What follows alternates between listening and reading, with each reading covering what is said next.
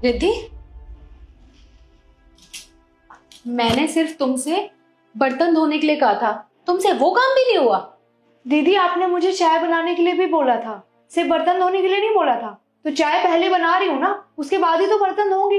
अब भगवान जी ने मुझे 10 हाथ तो दिए नहीं है कि मैं दोनों काम एक साथ करूं। अच्छा, भगवान जी ने तुम्हें 10 हाथ नहीं दिए। एक बात बताओ, तुमने आज तक मुझसे कभी ऐसे बात नहीं की और आज तुम मुझसे इतनी ऊंची आवाज में बात कर रही हो।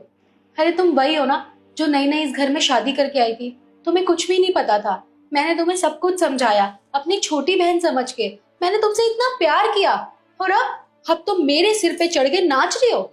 सही कहते हैं लोग, जिससे भी ज्यादा प्यार करोगे ना, वो सर पे चढ़ के ही नाचेगा। तुमने मेरे साथ ना वही किया है। मैंने ऐसा क्या कर दिया दीदी जो आप इतना हाइपर हो रहे हो? अरे मैंने इतना ही तो बोला है कि मैं पहले चाय बना लेती हूँ, उसके बाद बर्तन धो लूंगी। आपको भी तो इतनी प्रॉब्लम हो रही है, और अगर इतनी ही प्रॉब्लम है आपको घर में ना काम होने से, तो यहाँ पे काम वाली रख लो। अच्छा, काम वाली रख लो? बोल तो तुम ऐसी रही हो जैसे अपने घर में तुमने काम वालियां रखी हुई थी, है ना? और चलो मैं मानती हूँ मैंने रख ली काम वाली, तो उसके पैसे तुम दोगे? अरे मैं क्यों दूंगी दीदी, ऑब्वियसली भैया ही देंगे ना। खैर, तुम्हारे ना मुंह लगना ही बेकार है।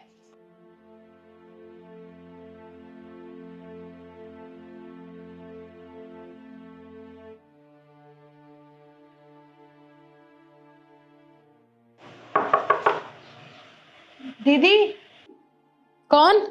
गेट खोलिए ना, मैं हूँ, चाय लेके आई हूँ। अब क्या है तुम्हें? मुझे नहीं करनी तुमसे कोई बात, जाओ यहाँ से। दीदी प्लीज ना, गेट खोलो। अच्छा, तो गेट खुला हुआ है और आप मुझे परेशान कर रही हैं।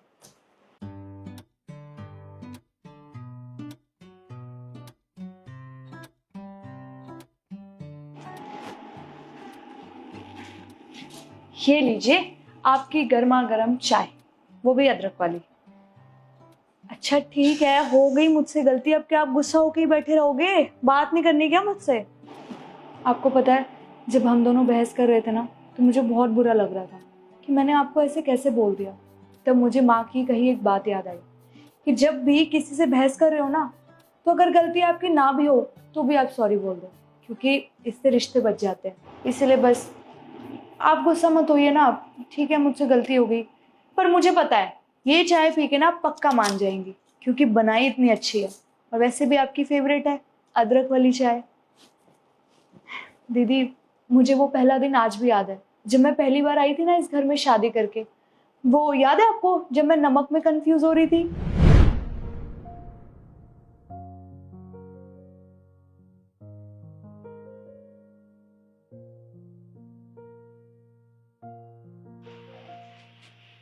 यार सब्जी में तो नमक कम लग रहा है। अब मुझे ये भी नहीं पता कि यहाँ पे लोग नमक ज्यादा खाते हैं कम खाते हैं, क्या करूं?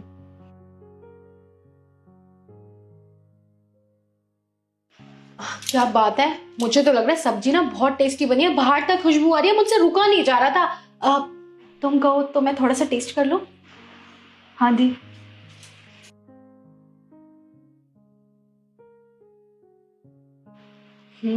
परफेक्ट।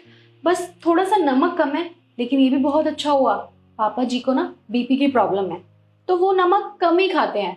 निखिल, मम्मी जी और मैं तो नॉर्मल नमक खा लेते हैं, और तुम अपना देख लेना, अपने टेस्ट के अनुसार डाल लेना। ठीक है दी। दीदी आपको कैसे पता चला कि मैं नमक में कंफ्यूज हो रही हूँ? जिस पोजीशन पे आज तुम खड़ी हो ना, उस पे कुछ साल पहले मैं भी खड़ी थी। मुझे भी समझ नहीं आता था कि यहाँ पे लोग कैसा खाना खाते हैं, नमक कम खाते हैं, ज्यादा खाते हैं, मीठा कितना पसंद है।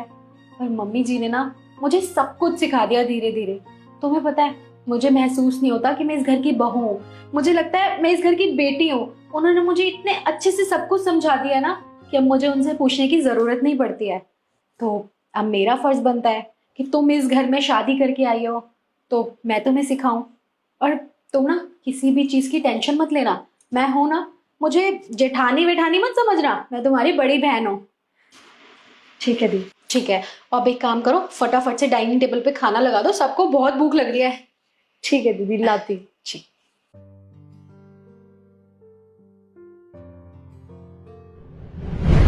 फिर आपने मेरी मदद की, और देखो आज मैं इतनी परफेक्ट हो गई हूँ खाना बनाने में कि सब मेरी तारीफ ही करते हैं, कभी मैंने बुराई नहीं सुनी। और दीदी मुझे वो दिन भी याद है जब एक बार मेरे सर में इतना तेज दर्द हो रहा था।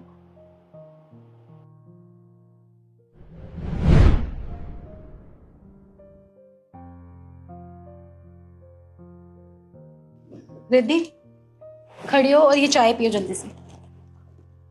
दी क्या हो गया अचानक से, आप गुस्सा क्यों हो रही हैं? अच्छा, गुस्सा ना हो तो और क्या करूं? तुमने हरकत ही ऐसी की है। जब तुम्हारे सिर में दर्द था तो तुम मुझे बोल भी तो सकती थी ना, लेकिन नहीं। अब समझ में आ रहा है मुझे, तुमने ना अभी तक मुझे अपनी बड़ी बहन माना ही नहीं है। अगर माना होता ना तो बोलती मुझे। नहीं दी, ऐसी कोई बात नहीं, आप गलत समझ रही हैं। पर आपको पता कैसे चला कि मेरा सर दर्द हो रहा है? अच्छा, मुझे कैसे पता चला? मैं तुमसे बड़ी हूँ और मैंने तुम्हें क्या कहा था कि आज जिस कंडीशन में तुम हो, कुछ साल पहले मैं भी थी। मैं भी जब नई नई इस घर में आई थी ना, तो किसी से कुछ भी नहीं कह पाती थी। मुझे समझ ही नहीं आता था किसी से क्या बोलूं। पर तुम्हें तो मैंने बोला था ना कि तुम्हें कोई भी प्रॉब्लम हो तुम बेझिझक मेरे पास आ सकती हो। पर नहीं, तुम्हें तो आना ही नहीं है, तुम्हें तो मुझसे बात ही नहीं करनी है। खैर, ये सब छोड़ो और ये फटाफट चाय पियो, फिर खाना भी तो बनाना है साथ में। ये लो। Thank you.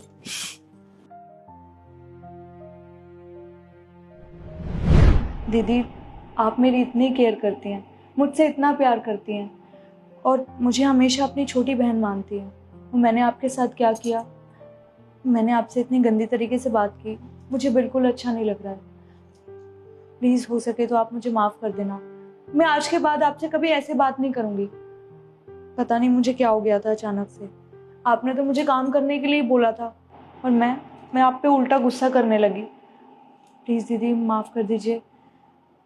अच्छा आप गुस्सा ही बैठे रहोगे या चाय भी पियोगे? ठंडी हो जाएगी। चाय तो मैं पी लूंगी, लेकिन तुम ये मत समझना कि इस चाय के बदले मैं सारा काम कर दूंगी। काम तुम्हें ही करना पड़ेगा। कोई बात नहीं दी, आप चाय एंजॉय करिए, मैं बर्तन धो के आती हूँ, ठीक है? एक सेकेंड, एक सेकेंड, कहीं नहीं जाने वाली हो तुम। चाय बना के लाई हो तो मुझे कंपनी भी दो, मेरे साथ चाय पियो। रही बात बर्तन की, तो मैं धो दूंगी। कैसी बनी है? बहुत अच्छी। बनाई किसने? सिखाई किसने?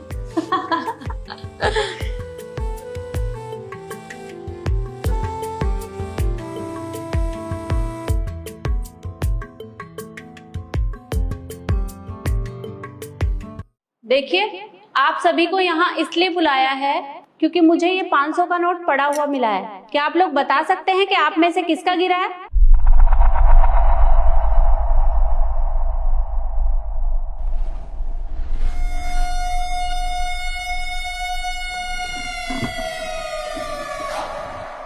देखो, एक बार अच्छे से सोच लो। मैं फिर से पूछ रही हूँ, क्योंकि इस 500 के नोट के साथ मुझे ये 500 की गड्डी भी मिली है।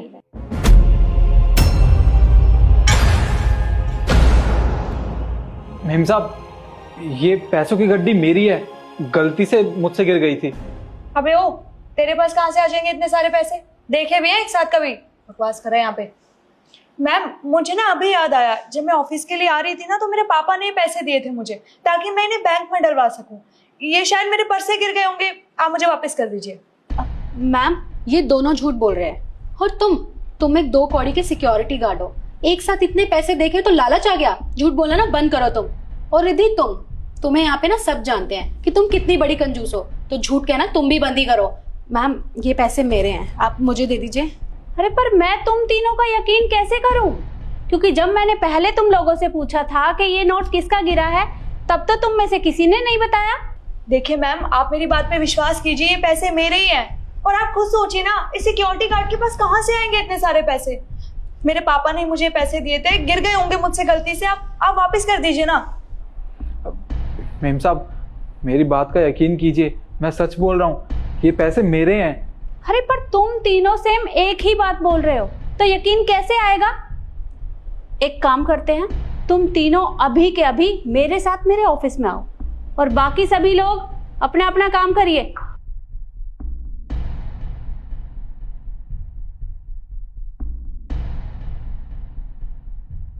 अब आइए मेरे साथ।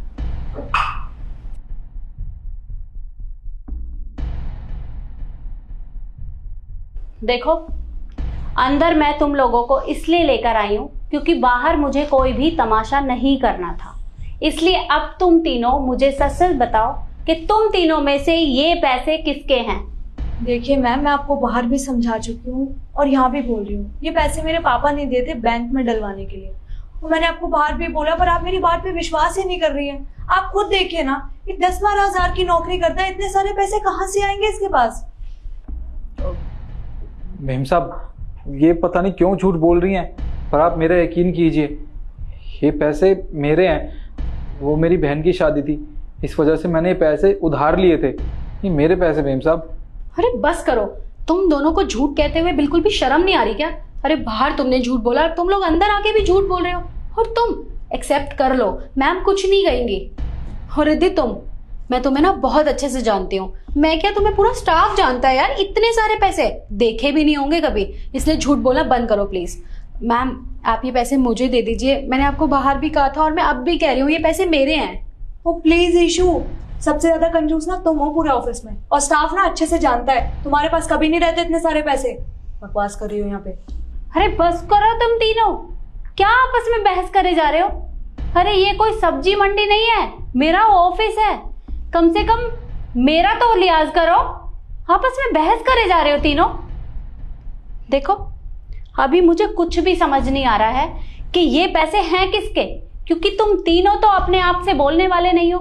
मैं एक बार फिर से कह रही हूँ, अगर तुम लोग मुझे बता दोगे तो मैं तुम लोगों को माफ भी कर दूंगी और एक मौका भी दे दूंगी, पर मुझे सही में बताओ कि ये पैसे हैं किसके। मेम साहब, ये मेरे पैसे हैं। देखो केशव, अभी मुझे कुछ भी समझ नहीं आ रहा है, तो तुम तीनों जाओ और अपना काम करो। अभी मैं पता लगा के बताती हूँ कि ये पैसे हैं किसके। जी।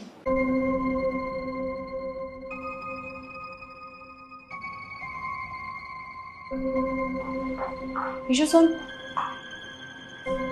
देख, ये तो तू भी जानती है, वो पैसे ना मेरे हैं ना तेरे हैं। हो सकता है वो सिक्योरिटी गार्ड के पैसे हो, पर ये बात मैम नहीं जानती है। तो मेरे पास एक आइडिया है, तेरे को करना बस ये है, तुझे अंदर जाना और मैम के सामने ये कन्फेस करना है कि वो पैसे मेरे हैं।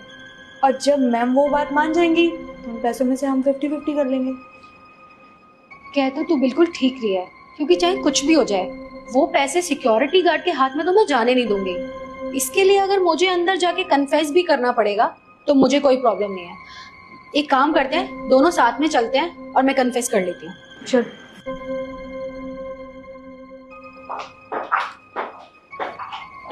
क्या हुआ, तुम दोनों वापस कैसे आ गई?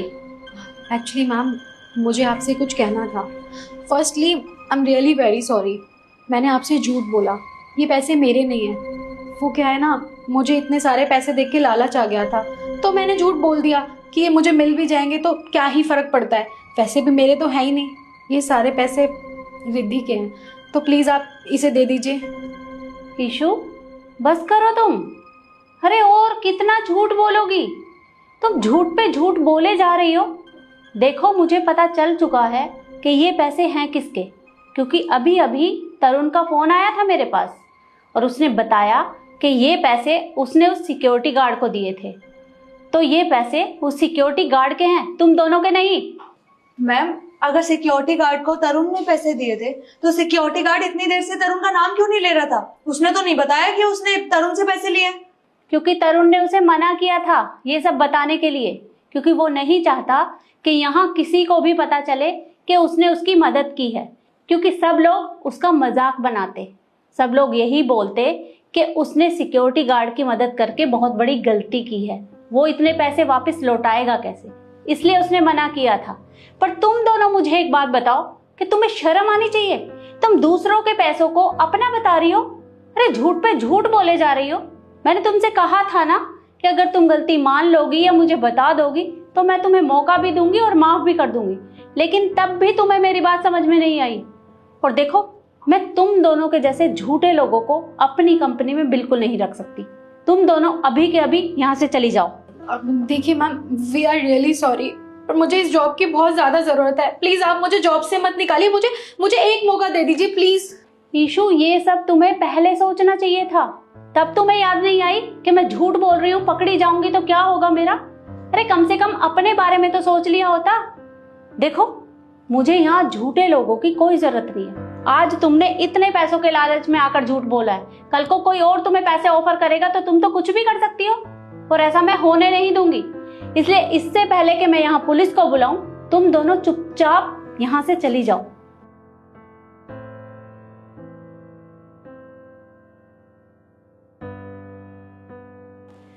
तो देखा आपने, इंसान लालच के चक्कर में अपना नुकसान कर बैठता है। इसलिए मैं आपको यही समझाना चाहूँगी कि कभी भी लालच ना करें। इंसान के अंदर ईमानदारी का होना बहुत ज़रूरी होता है, तो कभी भी लालच ना करें। और वीडियो आपको कैसी लगी कमेंट में ज़रूर बताएं और ज़्यादा से ज़्यादा शेयर करें। धन्यवाद।